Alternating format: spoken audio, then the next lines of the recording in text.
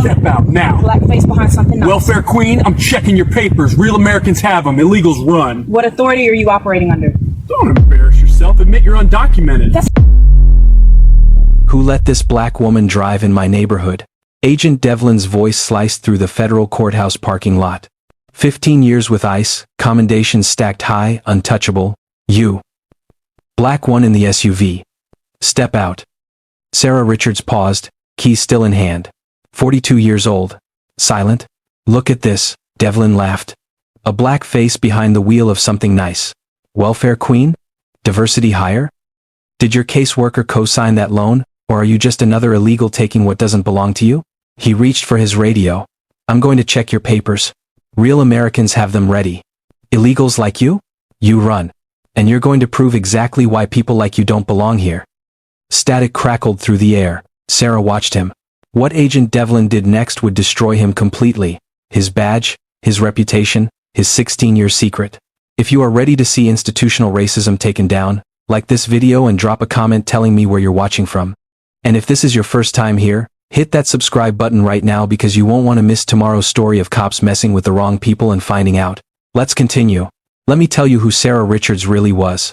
Because Agent Devlin had no idea, not a clue, and that ignorance would end him. Sarah Richards was 42 years old, a federal judge in Minnesota, the youngest black woman appointed to the bench in the state's history by 5 full years. Every day she drove to the courthouse in plain clothes, same unassuming SUV, same low-key routine, the kind where nobody looked twice. She never flashed her credentials, never name-dropped her title, never showed anyone what she could really do. Her rulings were sharp but measured. Nothing flashy, nothing threatening. That was intentional. Sarah had learned something early, a lesson her grandmother taught her when she was just a girl. Don't let them see everything you got. Save something for when you need it. Being seen had a cost. Being noticed meant being targeted. In her neighborhood, in her schools, in every space where black women were expected to fail, visibility became vulnerability. So Sarah made herself invisible, a ghost in plain sight, power hidden until the moment it was needed. But here's what nobody knew, what nobody could have guessed. Sarah Richards had been dismantling systemic injustice from the inside since she passed the bar at 25, self-made. No legacy admissions, no silver spoon, no connections. Just her, late nights, cold coffee, and a stack of case files she'd pulled from her grandmother's basement when she was 20. Those files changed everything. They didn't belong to Sarah. They belonged to her mother, a woman named Evelyn Richards. A woman who was deported when Sarah was only 8 years old. Sarah barely remembered her. Just fragments. Pieces of a puzzle she could never complete. A warm embrace after school. The smell of lavender on her clothes. A soft voice saying words that burned into Sarah's memory forever. Justice isn't given, baby, it's taken. That was it. That was all she had of her mother. A sentence, a feeling, a ghost. For 20 years, that's all Sarah knew. Her mother was good. The world was cruel. End of story. Then she found the files. Hidden in the basement, covered in dust, waiting. Pages and pages of immigration records, appeals, testimonies, legal arguments Sarah couldn't begin to understand at first, and margin notes, hundreds of them, written in handwriting that felt strangely familiar. By 22, Sarah wasn't just reading her mother's case. She was vowing to overturn systems like it. By 25, she was arguing cases most lawyers couldn't touch. By 42, she was quietly, invisibly, one of the most influential federal judges in Minnesota. Nobody outside the courtroom knew. Not her neighbors.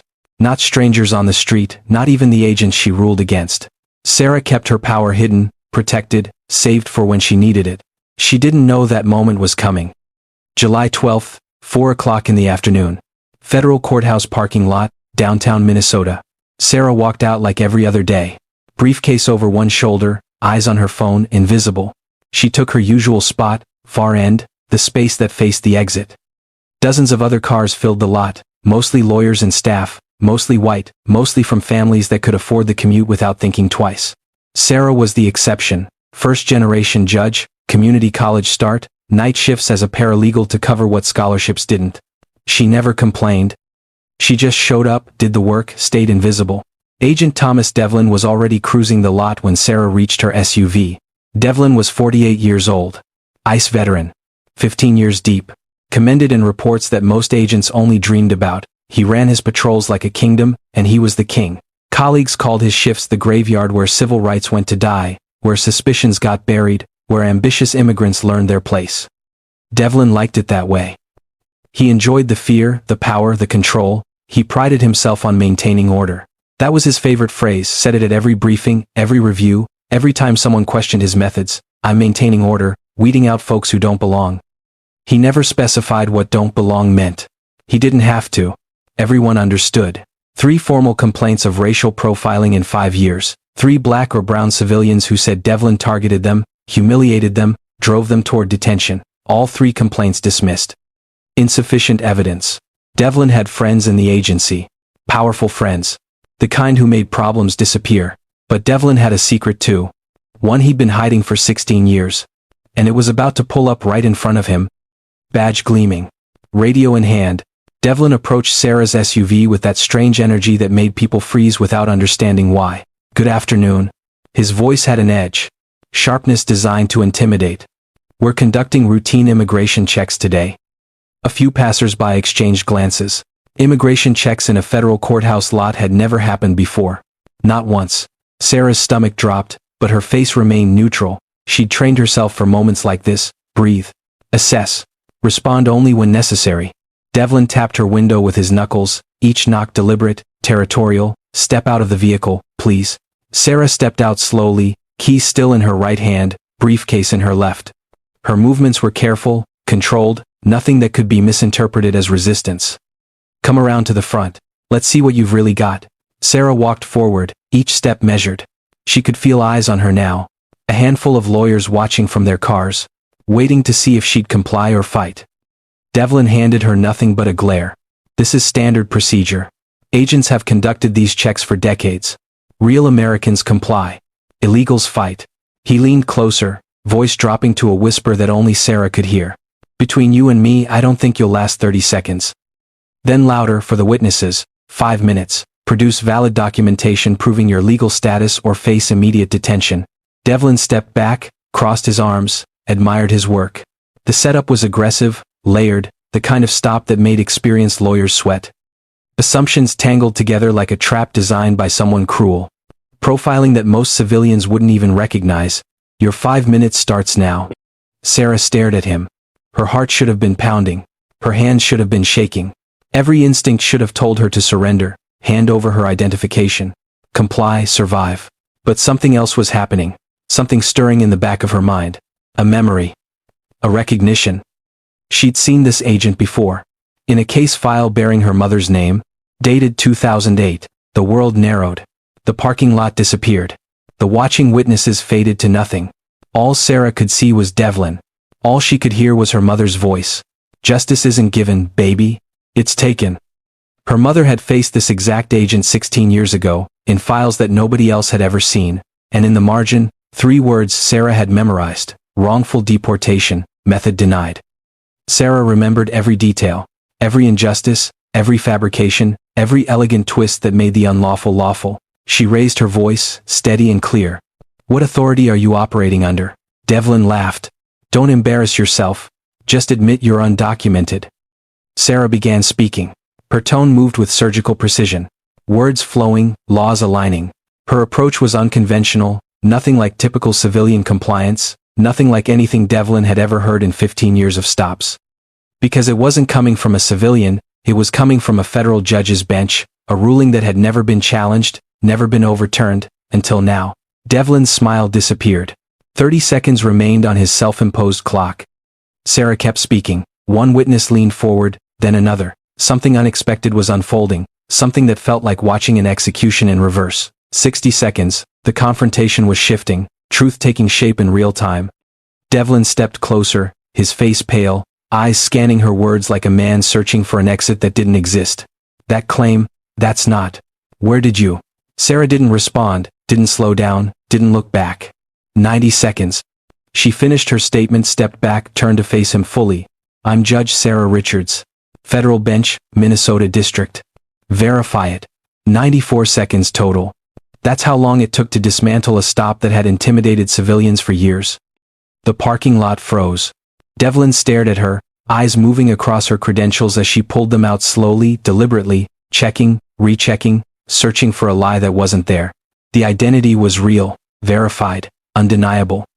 That's not possible. Devlin's voice cracked, authority evaporating. That's not, you couldn't. It's correct, officer. Sarah's voice remained steady, professional. You can verify through dispatch. One witness started recording on their phone, then another, then more, digital evidence multiplying. Stop. Devlin raised his hand, but the authority was gone. Everyone back off. The recordings continued for 3 more seconds before stopping. The damage was done. A 42-year-old black federal judge from Minneapolis had just exposed what an ICE agent couldn't hide in front of witnesses. Devlin spun around, face red, hands trembling. Where did you get that badge? That title isn't for someone like you. My mother taught me. Your mother? Devlin's voice changed. Something flickered behind his eyes, something that looked like fear wearing a mask. Who is your mother? Her name was Evelyn Richards. She was deported when I was 8 years old. For 1 second, just one, Devlin's mask shattered completely. Fear, recognition, something that looked almost like panic. Then it was gone, replaced by ice. Move along, everyone. This is over. Witnesses grabbed their phones, rushed toward their cars. The story was already forming in their minds, already being texted to colleagues, already spreading. Sarah didn't move. She stood exactly where she was, briefcase at her side, credentials still visible. Agent Devlin. Her voice was barely controlled, each word precise. You'll be hearing from me. Devlin said nothing. He turned, walked back to his vehicle, movements stiff and mechanical. But Sarah saw it, the slight tremor in his hands as he reached for the door handle, the way he avoided looking back. He knew. He recognized the name. And more than that, he feared what it meant. Word spread like wildfire through Minneapolis. By evening, half the city was talking, the story growing with each retelling. Did you hear? Some federal judge got profiled by ICE right in the courthouse lot. Took less than 2 minutes to make the agent lose his composure completely. A black woman from Minneapolis never even raised her voice. Then boom. Lawyers who'd never met Sarah were discussing it over drinks. Sarah Richards, the quiet one on the bench, the woman who made Thomas Devlin look like a fool. Sarah wanted nothing to do with it. She drove home, locked her door, pulled the blinds, tried to become invisible again. It didn't work. Her phone kept buzzing. Messages from colleagues she'd never spoken to, friend requests from people she didn't know, media inquiries asking for statements. She ignored them all, turned her phone face down on the kitchen counter. What she couldn't ignore was the feeling in her gut. The certainty that something was deeply, fundamentally wrong. The way Devlin had looked at her when she said her mother's name, that wasn't surprise. That was recognition. That was fear. That was fear. He knew Evelyn Richards. And whatever he knew, whatever had happened 16 years ago, it was bad enough to make a veteran agent panic in a public parking lot. Sarah walked to her bedroom, pulled a cardboard box from her closet. The box she'd carried through 3 apartments, 2 relationships, 1 career change. The box containing everything she had left of her mother. She opened it carefully, hands steady despite the racing thoughts. Inside, yellowed documents, faded photographs, handwritten notes in margins, legal arguments that had shaped Sarah's entire understanding of justice. And somewhere in these pages, she knew, was the answer to why Thomas Devlin had looked at her like he'd seen a ghost. Sarah pulled out the oldest file, dated 2008. Minnesota Immigration Court, her mother's name at the top. She began to read. Outside, night fell over Minneapolis. The courthouse parking lot sat empty, cameras still recording, security footage still storing the 94 seconds that would change everything. But Sarah didn't know that yet. She didn't know that a 15-year secret was about to explode. She didn't know that her mother's past was waiting for her in those files, ready to destroy the man who'd thought he'd buried it forever. She only knew one thing: Agent Thomas Devlin had made a mistake. And Sarah Richards never forgot mistakes. She documented them, studied them, and when the moment was right, she used them. The moment was coming. The escalation arrived at 3:47 in the afternoon, 2 days after the parking lot confrontation. Sarah stood in her chambers, the late afternoon sun cutting through Venetian blinds and precise geometric patterns across her desk. The email notification chimed once, innocuous, routine. She clicked it open without thinking. Subject: formal complaint, immediate investigation required. The words hit like physical blows. Immigration fraud. Potential falsified identity. Immediate review of judicial credentials. Threat to bench position pending investigation outcome. Sarah read it 3 times. Each time, the implications deepened, spreading like poison through everything she'd built. Immigration fraud meant scrutiny, meant questions, meant everything she'd worked for dissolving under a microscope held by people who'd already decided what they wanted to see. She walked into the ICE field office at 4 o'clock sharp, the door closed behind her with the finality of a cell lock. Devlin sat behind his desk, calm, controlled, a stack of forms arranged with military precision in front of him. He looked up slowly, deliberately, like a predator that had been expecting prey. "Sit down, Miss Richards." Sarah sat.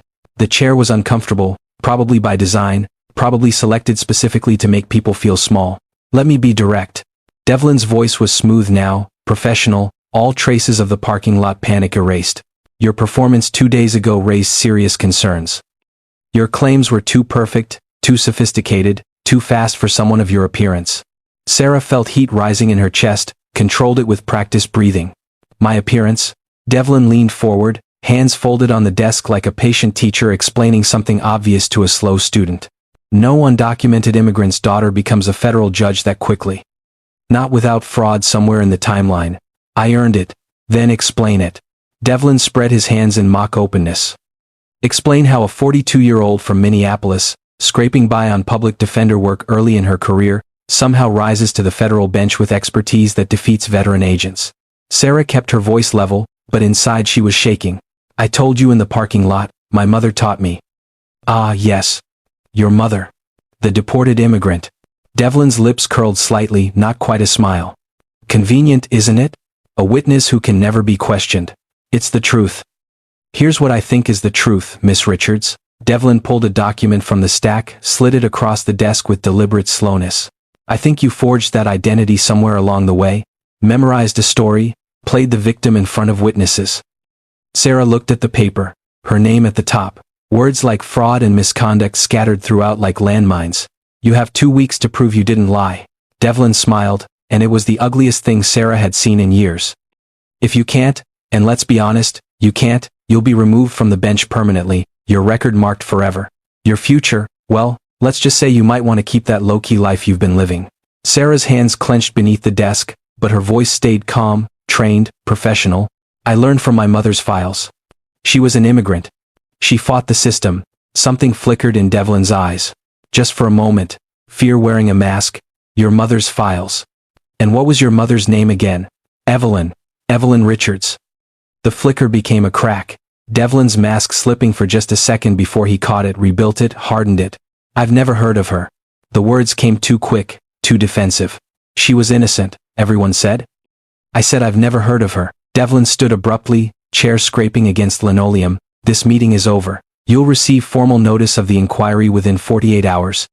He walked to the door, opened it, stood there waiting for her to leave. "I suggest you resign now. Save yourself the humiliation of a public removal, because that's what's coming, Miss Richards. I guarantee it." Sarah stood. Her legs felt weak, but she held Devlin's gaze, refused to look away first. "I didn't lie. And I'm not resigning." "Then you're a fool." "Just like..." Devlin stopped himself. "Not fast enough." "Just like who?" Sarah asked. "Get out of my office." Sarah left. But as she walked down the hallway, fluorescent lights humming overhead, one thought consumed her, repeated with each footstep, "Just like who?" Devlin knew something about her mother. About the past. Something he was desperate to keep buried. That night, Sarah made the phone call that unlocked everything. "Dad, I need to ask you something about Mom." Silence. Long and heavy. The kind that carries weight across phone lines. "Why are you bringing this up now, Sarah?" Her father's voice was smaller than she remembered, fragile. "Because an ICE agent in Minnesota is trying to ruin me. He's accusing me of fraud," and when I said Mom's name, Sarah paused, steadied herself. He looked terrified. Like he'd seen a ghost. More silence. Then a sound Sarah hadn't heard in years, her father crying. Quiet, restrained, breaking. "What's the agent's name?" "Devlin. Thomas Devlin." A sharp intake of breath. A muffled sob. "Dad, what is it? What happened?" "Come home this weekend, Sarah." His voice was shaking, barely controlled. "There are things I should have told you a long time ago. Things about your mother. Things about that man." "What things?" "Not over the phone. Come home. Please." The line went dead. Sarah sat in her apartment, her mother's files surrounding her like sentinels, the handwriting she'd memorized, the appeals she'd studied for years, the foundation of everything she'd become. She opened the oldest one, the first page, faded ink, Minnesota Immigration Court, Fall 2008. Her mother had fought here. In this state. In this system. 16 years ago. She flipped through the pages, searching. Near the back, a page torn out. Only fragments remained, but one word was visible, preserved by accident or fate. Devlin. Whatever happened between them destroyed her mother's life. And now it was threatening to destroy hers. Sarah drove home that weekend, 4 hours through rain and empty highways, the windshield wipers keeping rhythm with her racing thoughts. Her father was waiting at the kitchen table, a cardboard box in front of him. The box Sarah had never been allowed to open, the box that was always present but always forbidden. I kept this hidden. Robert Richards' voice was barely above a whisper. I thought if you never knew, you'd be safe. Safe from what, Dad? He opened the box with trembling hands. Inside, letters, documents, photographs yellowed with age. A young woman with Sarah's eyes, Sarah's determination, a face she barely remembered but somehow knew completely. Your mother was an immigrant from Jamaica, fighting for citizenship here in Minnesota 16 years ago. Robert's hands trembled as he spoke. She was the most brilliant advocate for herself anyone had seen. Everyone said she'd win her case. What happened to her? That agent happened. He pulled out a letter, yellow with age, dated February 2009. Sarah read it once, then again, the words refusing to make sense. Following investigation into immigration fraud, your application is hereby denied. And deportation ordered. The signature at the bottom made her blood run cold. Thomas Devlin, lead investigator. Devlin was Mom's agent. More than that. Her father wiped his eyes, couldn't look at her. Your mother had evidence of her legal status, a breakthrough appeal. And Devlin fabricated the fraud accusation. Altered her records.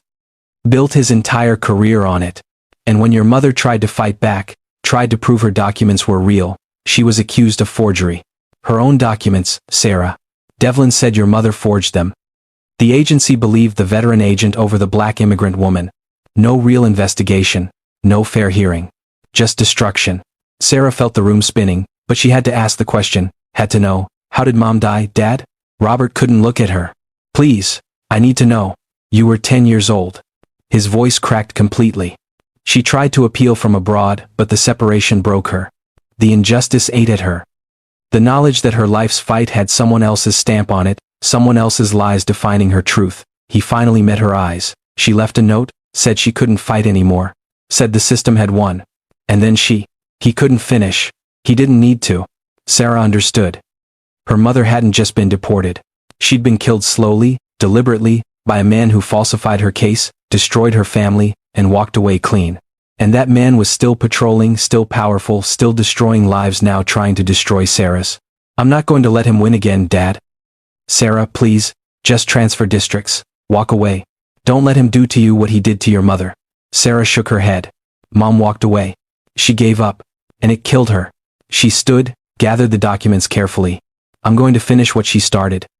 And I'm going to make Thomas Devlin pay for every life he destroyed. The next 2 weeks were the worst of Sarah's life. The whispers started immediately. That's the judge who faked her way up. Heard she lied about her background. Typical diversity hire fraud. They always get caught eventually. Colleagues who'd never spoken to Sarah suddenly had opinions about her. Her case assignments stopped coming. Her clerk requested a transfer. Judges who'd smiled at her before now looked through her like glass, like she was already gone, already erased. The community center where she volunteered gave her extra distance. Since you'll have more time soon, the director said with a knowing smirk. Heard you're having some trouble at work. Sarah stopped going to the courthouse socially. Every hearing felt like a trial. Every lawyer a potential witness against her. She spent her nights alone, surrounded by her mother's files, searching for something that could save her. The files that had taught her everything. The files that nobody believed were real. How do you prove a deported woman's records are authentic? How do you fight a system designed to protect the powerful? Sarah didn't know. And every day, her hearing got closer. Then came the memo that nearly broke her completely. Your civil rights hearing has been scheduled for August 26th at 9 a.m. Please note this date falls during agency break. Legal advocates and witnesses may have limited availability. August 26th. The day after a federal holiday. During a slowdown when offices were empty, when evidence wouldn't be accessible, when no one would be watching. This wasn't justice. This was an execution. Sarah tried to fight back. She called everyone she could think of. The Civil Rights Office closed for the holiday. The Advocacy Center voicemail. Legal aid will call you back after the break. The agency's oversight the schedule is non-negotiable due to the serious nature of the allegations. Every door closed. Every avenue blocked. Every hope crushed. Sarah sat in her apartment, walls closing in, her mother's files spread around her like tombstones. For the first time, she understood why her mother gave up, why she couldn't fight anymore, why she'd written that final note. The system wasn't broken, it was designed this way. Built to protect people like Devlin. Built to crush people like Evelyn Richards. Like Sarah. Maybe Dad was right, she whispered to the empty room. Maybe I should just walk away. That's when she found the envelope. At the bottom of her mother's box, underneath everything else, a sealed envelope yellowed with age. To Sarah, when she's ready. Her mother's handwriting. The same handwriting from the files. Sarah's hands shook as she opened it. Baby, if you're reading this, I'm gone. I'm sorry. I couldn't be stronger. They took everything from me. My home, my name, my family, my will to fight. Tears blurred Sarah's vision. But they couldn't take you. And they couldn't take what's in your blood. You have the fire. I saw it when you were just a toddler. The way your eyes questioned everything. The way you reached for my papers before you could even read. Sarah kept reading, her mother's voice reaching across 16 years. One day you'll be stronger than I ever was. And when they come for you because they will, don't make my mistake, don't disappear. Don't give them the satisfaction. The next words hit like a fist. Fight, even when it hurts, even when you're alone. Even when the whole world says you can't win. Fight. Because giving up isn't peace. It's just another kind of death.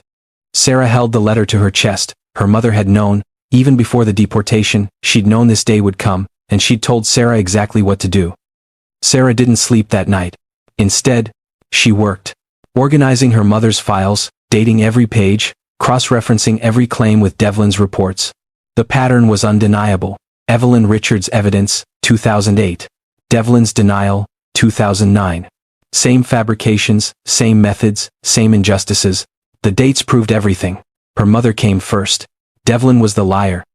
But Sarah knew the evidence alone wasn't enough. Not against a veteran agent with 15 years of agency protection.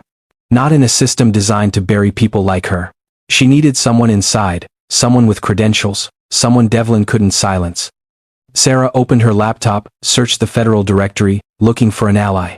One name caught her attention. Attorney Elena Vasquez, civil rights specialist, Harvard JD, one of few Latina attorneys in Minnesota's immigration oversight, the only one in the division. Stories circulated about her. She didn't play politics, didn't protect the old guard, had a reputation for fighting battles others wouldn't touch. Sarah looked at the clock, 5:47 in the morning. Too early to call but not too early to email. She started typing. Miss Vasquez, my name is Sarah Richards. You don't know me, but I need your help. Agent Devlin is accusing me of fraud, but I have evidence that he's been hiding something for 16 years. Something about my mother, Evelyn Richards. Please, you're my last hope. She hit send.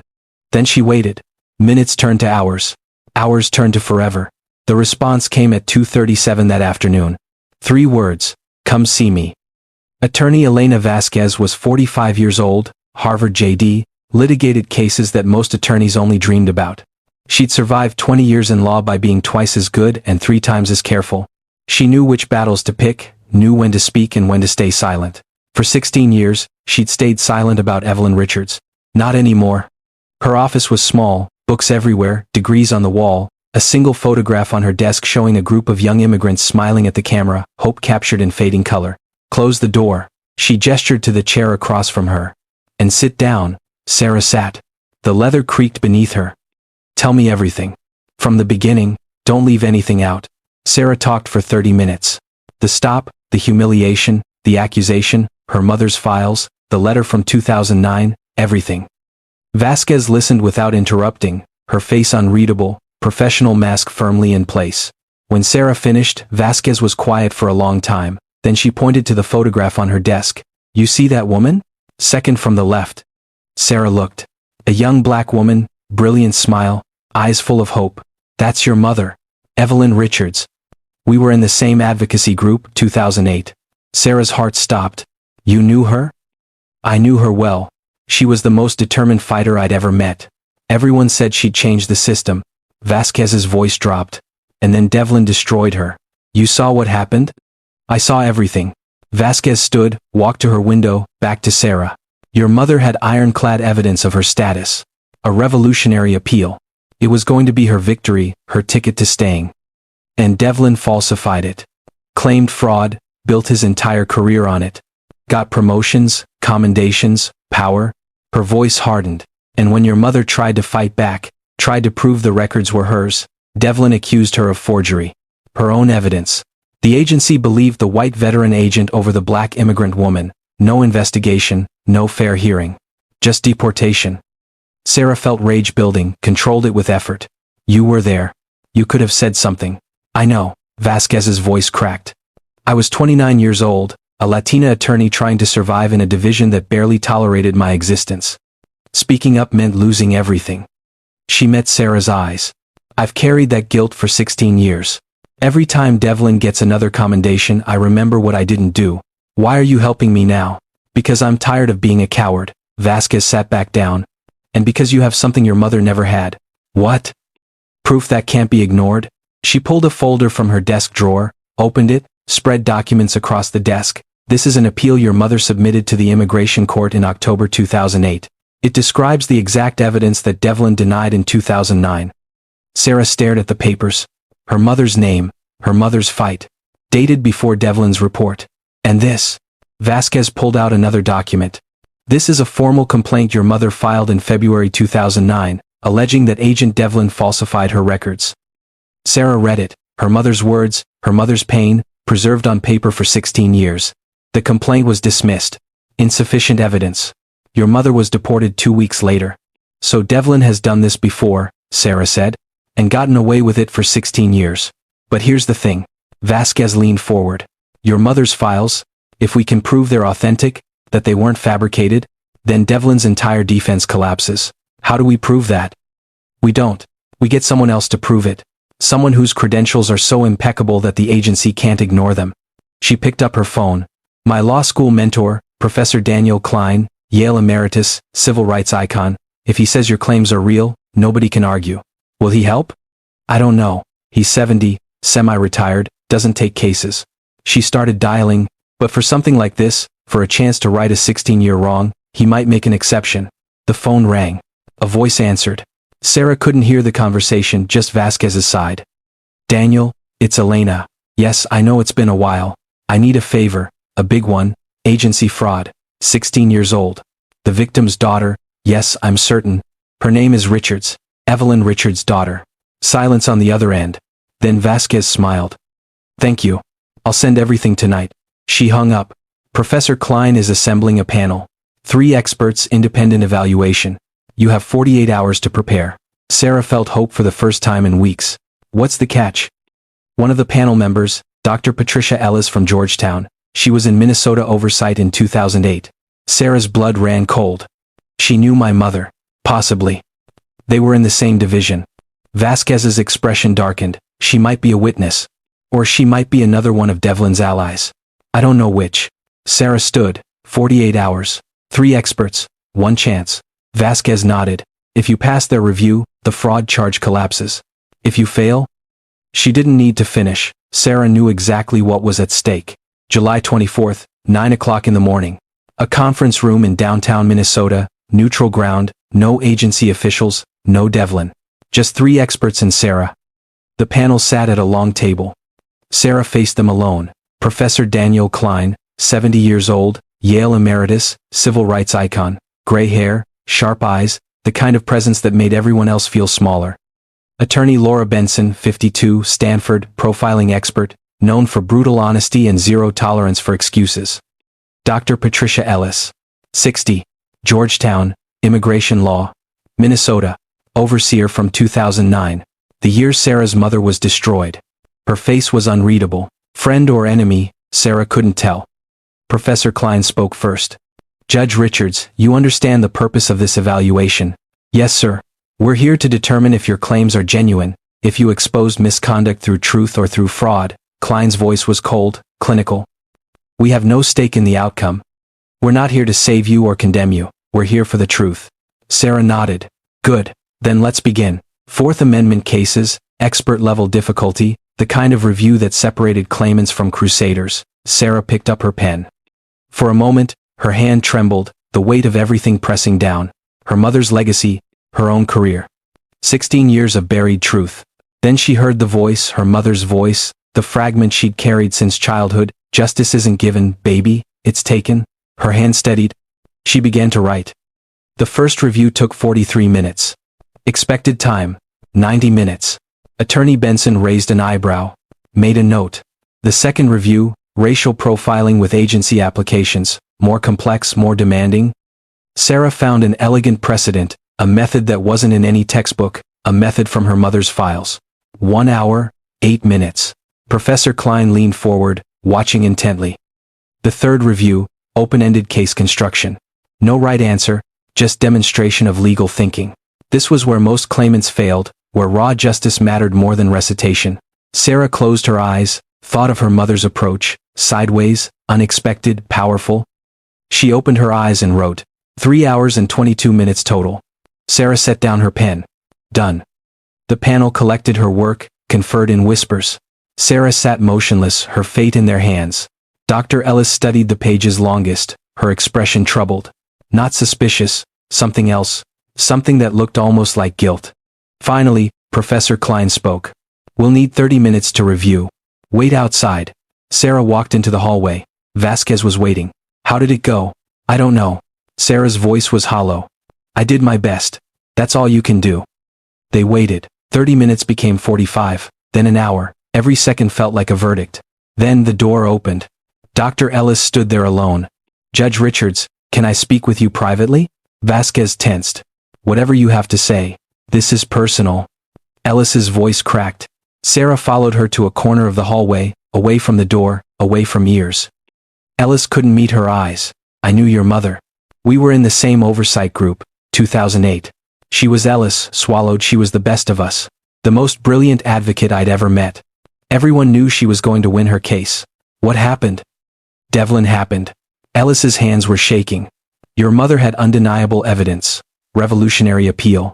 And Devlin falsified it. Claimed fraud. You knew? Everyone knew. Ellis finally looked up. Her eyes were wet. When Devlin accused your mother of forgery, we all knew it was a lie. But Devlin had power, commendations, connections. And we were scared. Sarah felt rage building. You let him destroy my mother. Yes. Ellis's voice broke. I've carried that guilt for 16 years. I told myself it wasn't my business. That your mother must have done something wrong. But I knew. I always knew. She reached into her jacket, pulled out an envelope. This is my written statement, everything I witnessed. Everything I should have said in 2008. Sarah took the envelope, hands trembling. Why now? Because I saw you in that room. I saw you dismantle those cases. And I realized. Ellis wiped her eyes. You're not just fighting for yourself, you're fighting for her. For a woman who deserved better. A woman we all failed. She straightened up. I'm not failing her again. I'm changing my assessment. And I'm testifying against Devlin. The door opened again. Professor Klein emerged. Judge Richards, we're ready. Sarah walked back in, Vasquez beside her, Ellis taking her seat with the others. Professor Klein held Sarah's review papers. Judge Richards, in 40 years of civil rights work, I have evaluated thousands of cases from Yale, Stanford, Georgetown, the finest institutions in the world. He paused. Your work today is exceptional. Case 1, completed in half the expected time. Case 2, you used a method I've only seen in advanced appeals. Case 3, your construction shows original thinking at a professional level. Sarah held her breath. It is my professional opinion that you are not a fraud. You are a genuine legal force. Attorney Benson nodded. Agreed. The accusations against you are baseless. Dr. Ellis stood. And I am prepared to provide testimony regarding events I witnessed in 2008. Events that explain how Agent Devlin built his career on falsified work. His accusation against Judge Richards is not just false, it is a continuation of fraud that began 16 years ago. Sarah exhaled, the first real breath she'd taken in weeks. Professor Klein looked directly at her. Your mother would be proud. August 26th, 9 o'clock in the morning. Agency headquarters building. The hearing room was cold, formal, designed to intimidate. On one side, Sarah, Vasquez, and a stack of evidence. On the other, Agent Thomas Devlin, confident, smiling, certain of victory. He didn't know what was coming. This is a simple case. Devlin's voice was smooth, practiced. Miss Richards claimed expertise that no immigrant's daughter could possibly hold independently. She refuses to explain how she obtained it. The only logical conclusion is fraud.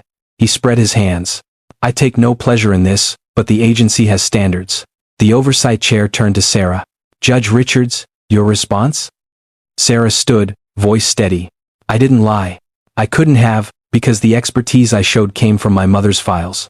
Files dated 2008, a full year before Agent Devlin falsified the same evidence. Devlin's smile flickered. Objection. Those files could have been fabricated. Then explain this. Vasquez stood, placed a document on the table. This is an appeal submitted by Evelyn Richards to the Minnesota Immigration Court in October 2008. It describes the exact evidence that Agent Devlin denied in 2009. She placed another document beside it. This is a formal complaint filed by Evelyn Richards in February 2009, alleging that her investigator, Agent Devlin, falsified her records. Devlin's face went pale. Those documents are irrelevant. Evelyn Richards was a proven fraud. Evelyn Richards was my mother. Sarah's voice cut through the room. And she didn't forge anything. She was the victim. Vasquez continued. We have independent verification of Judge Richards' claims. 3 experts, Professor Daniel Klein of Yale, Attorney Laura Benson of Stanford, and Dr. Patricia Ellis of Georgetown evaluated her 2 days ago. She produced their written assessments. All 3 concluded that Sarah Richards is a genuine legal authority. All 3 stated that the fraud accusation is baseless. Devlin was sweating now. Those evaluations prove nothing about where she learned.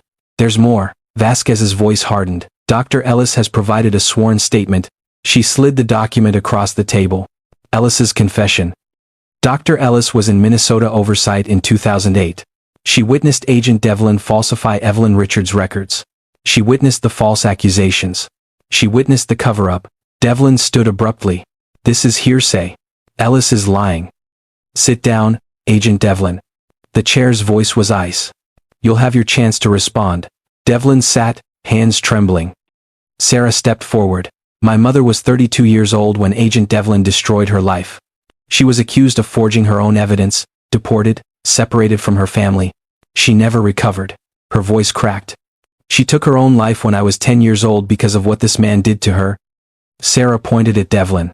And now, 16 years later, he tried to do the same thing to me, because I drove into his lot, because I stood up to his profiling, because he couldn't stand that a black woman from Minneapolis knew something he never could.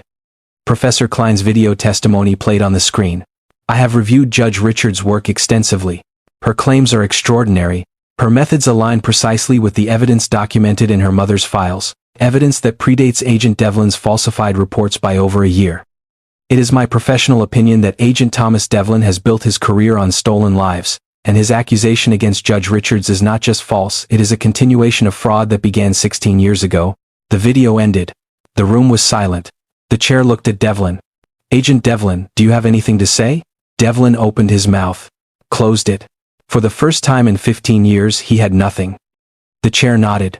The charge of fraud against Judge Sarah Richards is dismissed. Effective immediately. Pause. And an investigation will be opened into Agent Thomas Devlin regarding allegations of misconduct, falsified records, and abuse of authority. Sarah exhaled. 16 years. Finally, Justice. The investigation took 3 months. 4 cases of misconduct confirmed. 3 former victims came forward with similar stories. A decade of falsified records exposed. Devlin's badge was revoked. Not resigned. Stripped. His commendations flagged, his promotions rescinded, his name removed from the training program he'd led. He wasn't fired. What happened was worse. He was erased from reports, from briefings, from the agency he'd ruled for 15 years. Last anyone heard, he was working security at a mall 2 states away, making $40,000 a year, living in a studio apartment. He tried to make Sarah invisible. Now he was the one nobody wanted to see. The agency officially credited Evelyn Richards as a victim in the 2009 case. The American Civil Liberties Union issued a formal correction. 16 years of lies undone in a single statement. A fund was established in her name, the Evelyn Richards Justice Fund, supporting immigrant families facing profiling, folks from Minneapolis, folks like Sarah. In the fall, Sarah ruled on her first major reform case. The dedication read, "For my mother, Evelyn Richards, who fought this first, who taught me that justice isn't given, and who deserved so much more than she got." Vasquez was promoted to division head 2 years later, the first Latina to hold the position in Minnesota. Dr. Ellis donated her savings to the Evelyn Richards Fund. Penance, she called it, for 16 years of silence.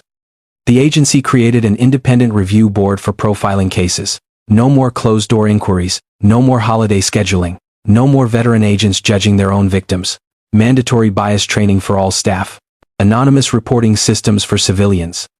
3 other federal branches adopted similar policies, citing the Richards case: one woman, one stop, one family's buried truth, and a system that would never work quite the same way again. Sarah's father framed the newspaper article, hung it in the living room. Local judge exposes decades of agency fraud, mother's legacy restored. Below it, he placed a photograph from the box, Evelyn Richards at 32, smiling, full of hope, finally seen. A year later, Sarah stood in her courtroom, not as a defendant but as the judge. Same bench where she'd ruled against profiling before, same gavel where she'd exposed the impossible injustice. Different energy now. In the gallery, a black immigrant woman sat alone, quiet, invisible, just like Sarah used to be. After the session, Sarah approached her. "You're strong in this, I've seen your appeal." The woman looked surprised. "You noticed?" "Someone always notices." Sarah smiled. "Sometimes they try to tear you down, but sometimes they're there to lift you up." She handed the woman a copy of her mother's file. "This helped me. Maybe it'll help you." As whispers of the Richards case echoed through the legal community, one couldn't help but wonder, have you ever faced profiling that made you question your place? Have you ever been underestimated because of who you are? Share your story in the comments. Your truth matters. Your fight matters. Here's what this story is really about. It's not about papers. It's about power. Who has it, who doesn't, and what happens when someone with power decides you don't belong. Thomas Devlin looked at Sarah and saw a target. A black woman in a nice car, someone to mock, to humiliate, to destroy. He didn't see a judge. He didn't see a legacy. Nantasi and Dara mock. He didn't see a daughter carrying her deported mother's dream. He didn't know who he was dealing with. And that's the thing about underestimating people.